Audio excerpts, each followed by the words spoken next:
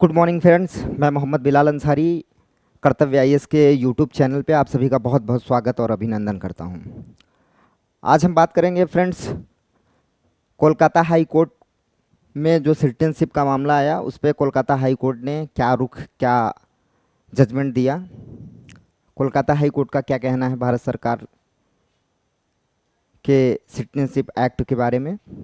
तो उस पर आज हम चर्चा करते हैं फ्रेंड्स। बात करते हैं कोलकाता हाई कोर्ट में सिटीजनशिप पर क्या कहा। कोर्ट की अगर हम बात करें तो आप देख सकते हैं कि कानून क्या कहता है। अगर कानून की हम बात करें, सिटीजनशिप एक्ट 1955 के अनुसार नागरिकता, जन्म, वंश, पंजीकरण, देशीकरण और क्षेत्र के विलय में भारत सरकार किसी को भी नागरिक या नागरिकता के लिए एलिजिबल मान सकती है। तो वो ये इन आधारों पे कि जन्म के और वंश, पंजीकरण, देशीकरण और क्षेत्र विलय। क्षेत्र विलय का मतलब कि अभी कुछ टाइम पहले आपने देखा होगा कि इंदिरा गांधी गवर्नमेंट जब थी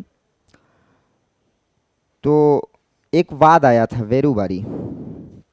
कुछ भारत का ऐसा क्षेत्र था जो उस समय बांग्लादेश को दिया गया था।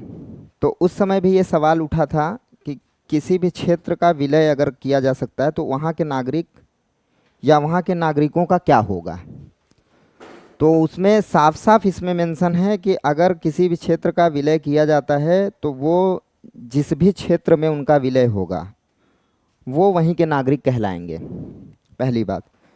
दूसरा, आपने देखा होगा कि CAA 2019 सिटीजनशिप अमेंडमेंट एक्ट जो आया था, जो नागरिकता की बात करता है, उसमें अल्पसंख्यक वर्ग में जो बांग्लादेश से, पाकिस्तान से,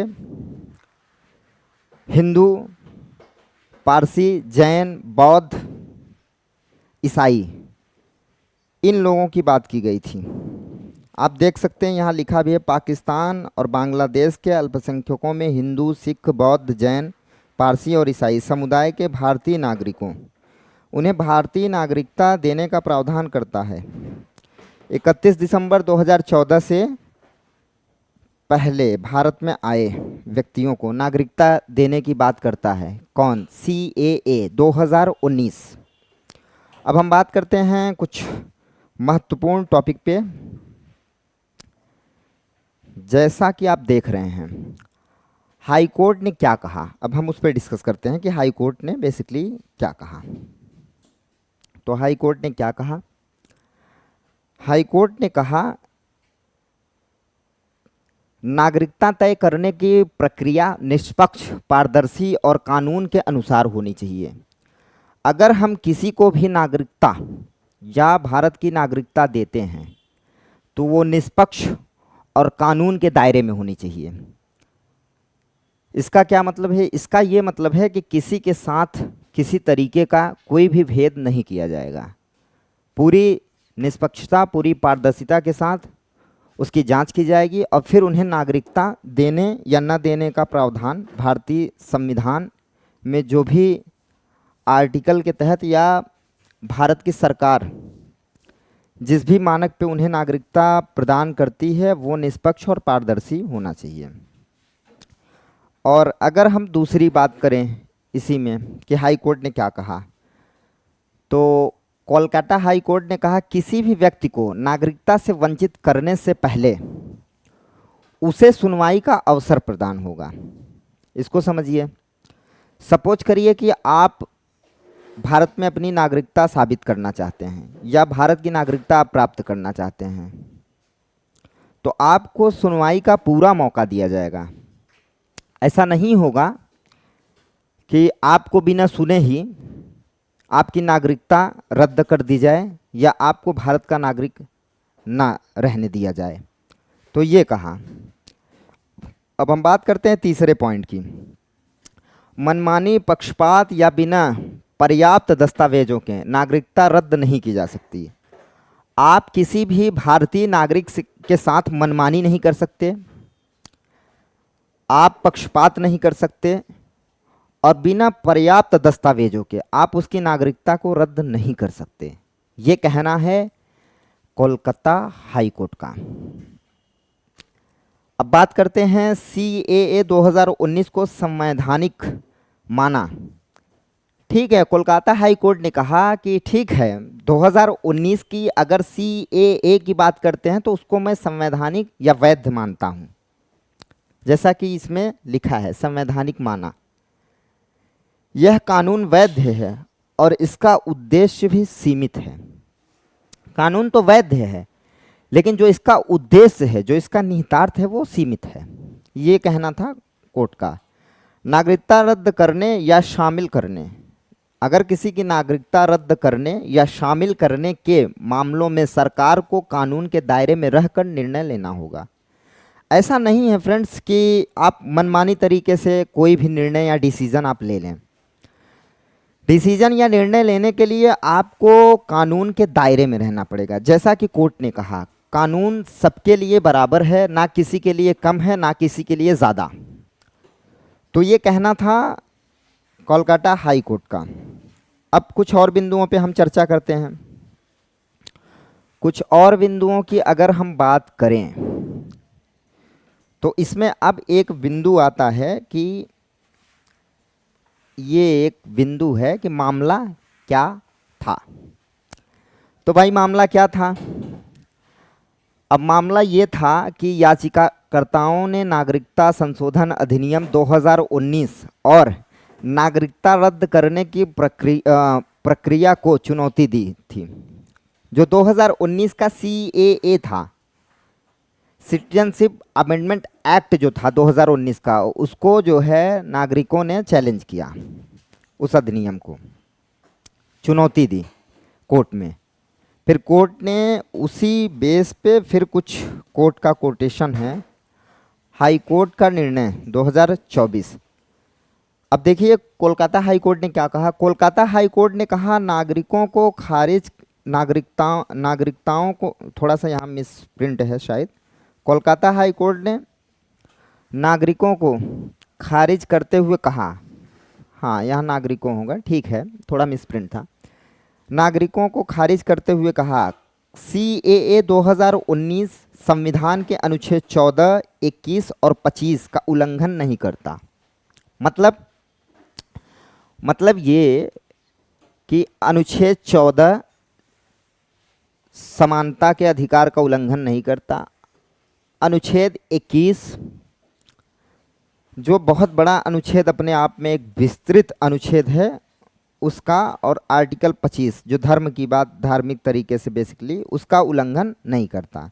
ये कहना है हाई कोर्ट का। फिर उन्होंने क्या कहा, हाई कोर्ट ने फिर ये कहा कि यह कानून धार्मिक आधार पर भेदभाव नहीं करता बल्कि उत्पीड़न झेल रहे अल्पसंख्यकों को राहत देने के लिए बनाया गया है। सपोज दैट कि आप बांग्लादेश या पाकिस्तान में अल्पसंख्यक हैं और ये किसी धर्म विशेष को इंक्लूड नहीं करता। इस कानून का ये था कि जो भी इन 2 देशों या 3 देशों कहिए, पाकिस्तान, बांग्लादेश और अफ़गानिस्तान, इन 3 देशों में जो भी अल्पसंख्यक लोग उत्पीड़न झेल रहे हैं उनको भारत सरकार नागरिकता देने की बात करती है CAA 2019 के माध्यम से। बात करें हम अगर चौथे पॉइंट की, तो नागरिकता में जुड़े निर्णय उचित प्रक्रिया, ड्यू टू प्रोसेस और प्राकृतिक न्याय के सिद्धांत के अनुसार ही होंगे। प्राकृतिक न्याय का सिद्धांत, यह वह सिद्धांत है जो हर व्यक्ति को सुनने, उनकी बातों को समझने, इन सब पे बात करता है, प्राकृतिक न्याय।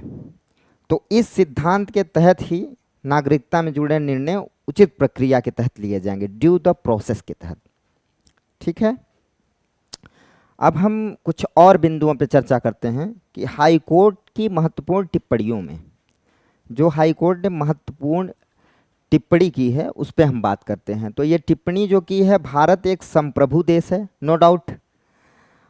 आपको भी पता है और हमको भी पता है कि भारत एक सॉवरेन संप्रभु देश है, जो किसी भी तरीके का निर्णय, डिसीजन या किसी भी प्रकार की किसी भी सरकार के दबाव में या किसी भी देश के दबाव में ना आके स्वतंत्र निर्णय लेना, यही संप्रभु होता है। तो भारत एक संप्रभु देश है। यह तय करना उसका अधिकार है कि किसे नागरिकता देनी है। हाँ बिल्कुल, भारत सरकार चाहे तो जिसे नागरिकता वो देना चाहती है दे सकती है, जिससे वो नागरिकता लेना चाहती है ले सकती है, लेकिन उचित प्रक्रिया और कानून के दायरे में। जैसा कि एक वर्ड यहाँ बहुत अच्छा लिखा था, कानून के दायरे में रह के। ऐसा नहीं है कि मनमाने ढंग से आप किसी की भी नागरिकता छीन लेंगे और उसे आप बिना जो है कुछ बताए नागरिकता से वंचित कर देंगे, ऐसा आप नहीं कर सकते। दूसरा, नागरिकता कोई मूल अधिकार नहीं है। अब ये बात बहुत अच्छी लगी कि जैसे हम मूल अधिकार पढ़ते हैं तो आप देखे होंगे मूल अधिकार में कहीं भी नागरिक का उतना, मतलब नागरिकता का उतना वो नहीं किया गया, जैसे कि संविधान के भाग 2 में नागरिकता की बात की गई है अलग से। तो ये मूल अधिकार नहीं है, मतलब ये फंडामेंटल राइट नहीं है। इसके खिलाफ आप, जब ये मूल अधिकार नहीं है तो ये समझने वाली एक बात है बच्चों, यहाँ सपोज करिए कि ये मूल अधिकार नहीं है, तो फिर आप आर्टिकल 32 के तहत सुप्रीम कोर्ट नहीं जा सकते। क्यों नहीं जा सकते? क्योंकि न्यायालय में प्रवर्तनीय वही चीज़ों को माना गया है जो मूल अधिकार फंडामेंटल राइट्स में शामिल किए गए हैं। तो ये आप मूल अधिकार नहीं है, तो मूल अधिकार जब नहीं है तो आप कोर्ट नहीं जा सकते। बड़ी अच्छी बात कही। दूसरी बात आप समझिए कि CAA 2019 सीमित उद्देश्य वाला कानून है। यह अवैध प्रवास को बढ़ावा नहीं देता है। अवैध प्रवास का मतलब समझिए कि जब कहीं सपोज करिए किसी भी देश में लोग घुसपैठिए के तौर पे शामिल होते हैं, घुसते हैं या वहाँ रहने या बसने की कोशिश करते हैं, तो वो अवैध माना जाता है। ठीक है, ये वर्ड। तो ये अवैध प्रवास को बढ़ावा नहीं देता। कैसे नहीं देता उसको समझिए। जब आपके देश में कोई भी ऐसा सिटीजन या नागरिक दूसरे देश से आएगा और आप उसको नागरिकता देंगे तो फिर वो अवैध रह ही नहीं जाएगा, वो वैध हो जाएगा।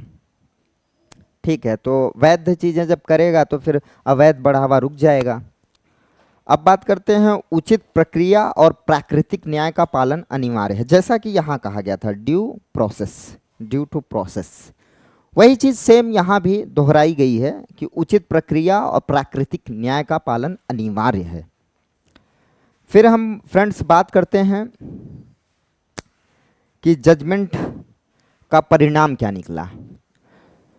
तो अगर हम परिणाम की बात करें तो आप देख सकते हैं कि याचिकाएं खारिज, जो ये यहाँ पे आप देखिए मामला ये था और यहाँ पे लोग कोर्ट गए थे, तो ये याचिकाएं खारिज हो गई।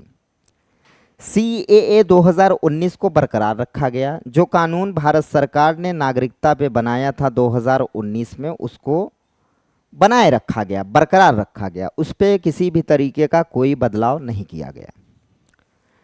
तीसरी चीज, नागरिकता से संबंधित मामलों में सरकार को कानून के अनुसार उचित प्रक्रिया अपनाने का निर्देश दिया। वही सेम चीज़, ये रहा उचित प्रक्रिया आपका, ये रहा उचित प्रक्रिया।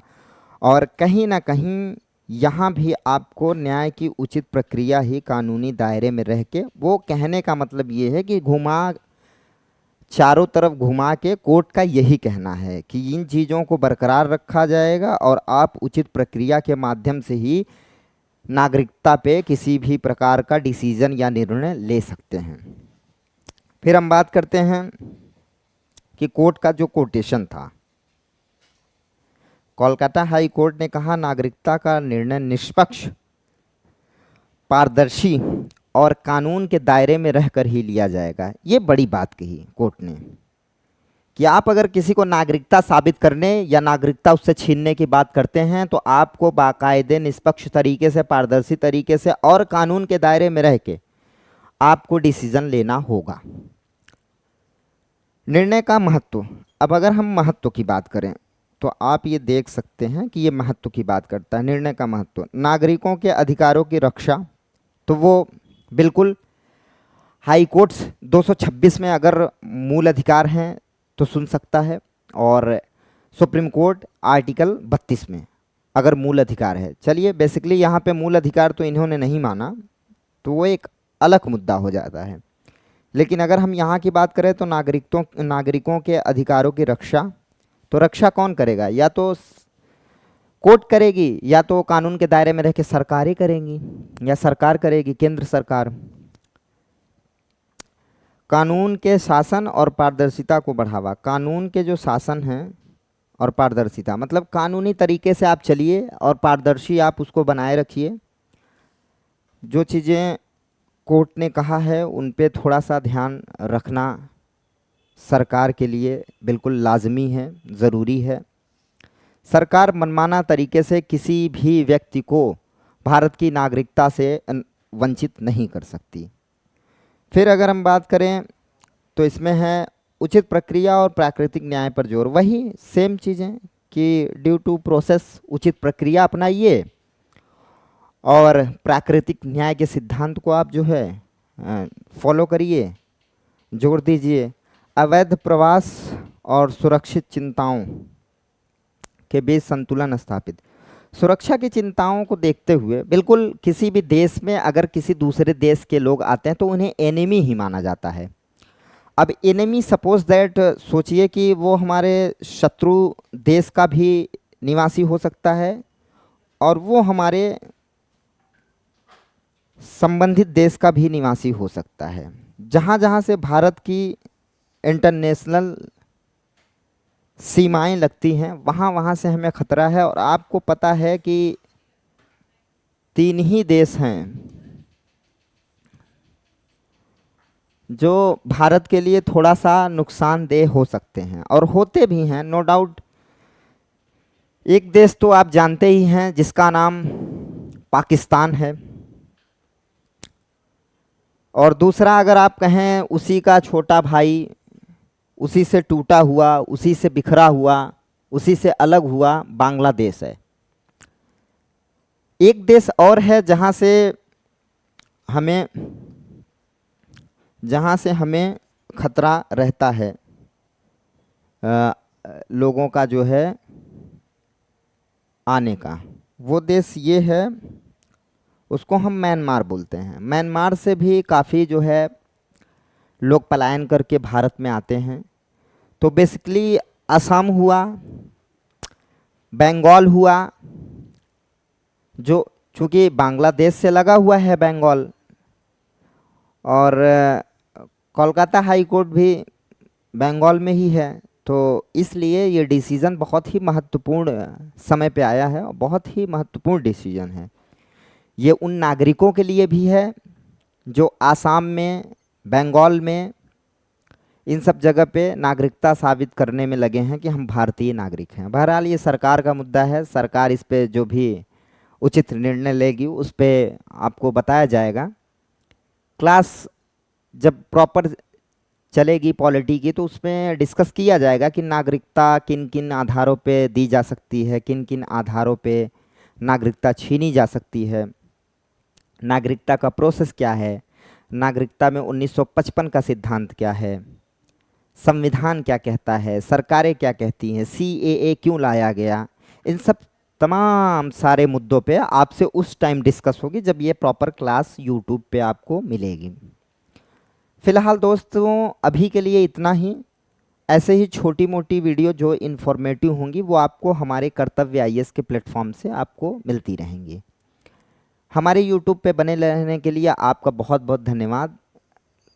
हम तो यही कहेंगे, लाइक करिए, सब्सक्राइब करिए, चैनल वीडियो को शेयर करिए और ज़्यादा से ज़्यादा लोगों को जोड़िए। आपको फ्रूटफुल वीडियो मिलती रहेंगी जो आपके लिए बहुत ही कारगर सिद्ध और साबित हो सकती हैं। ओके फ्रेंड्स, ठीक है, धन्यवाद।